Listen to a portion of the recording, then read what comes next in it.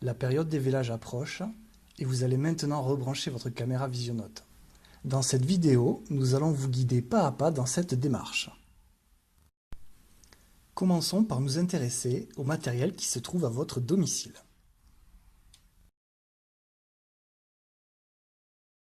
À votre maison se trouve une antenne Wi-Fi qui va permettre une liaison avec les équipements du bâtiment agricole. Il existe deux modèles d'antennes, l'ancienne génération et la nouvelle génération.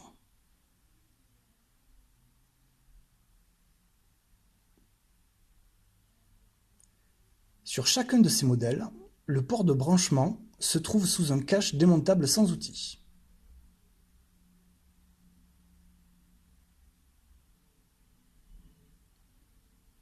Les antennes Wi-Fi sont alimentées électriquement en branchant un câble sur ce port.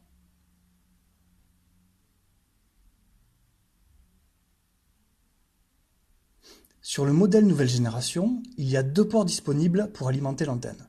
On utilisera de préférence le port noté Main.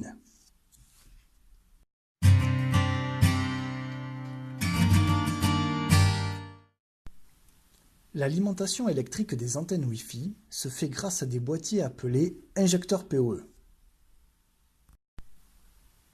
Les deux modèles d'antennes possèdent chacun leur propre injecteur PoE.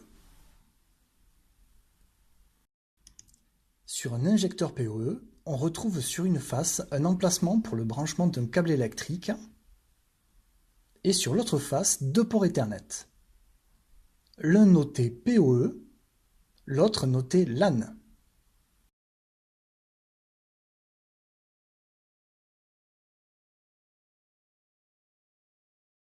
Quand on alimente électriquement l'injecteur, le voyant lumineux placé sur le dessus s'allume. Vert pour l'ancienne génération,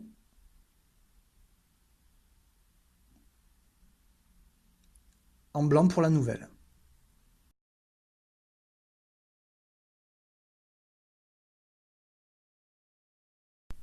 Le câble venant de l'antenne doit être directement relié au port PoE de l'injecteur.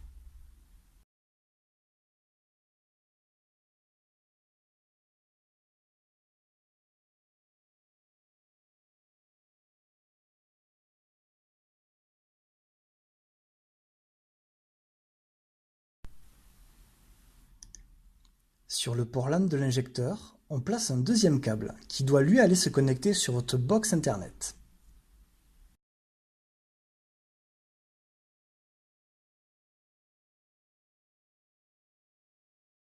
À l'arrière de votre box internet, vous allez retrouver habituellement 4 ports numérotés.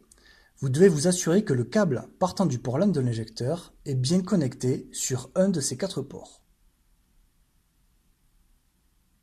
Au branchement du câble sur votre box internet, deux diodes s'allument ou clignotent.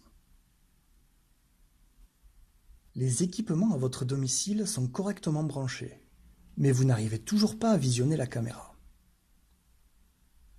Vous pouvez essayer de redémarrer l'injecteur PoE en débranchant son câble d'alimentation électrique, attendre quelques instants que le voyant s'éteigne, puis en le rebranchant.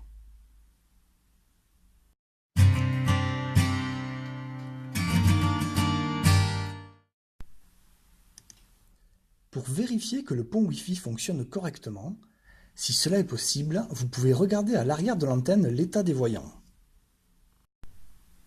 De gauche à droite, le premier indique l'état de l'alimentation électrique de l'antenne. Le deuxième et le troisième indiquent l'état de connexion au réseau. Les 4 derniers voyants, eux, indiquent la présence et la qualité du pont Wi-Fi. Si l'antenne n'est pas alimentée électriquement, aucun voyant ne sera allumé. S'il y a un problème de liaison avec l'antenne du bâtiment agricole, seuls seront allumés les 2 premiers voyants.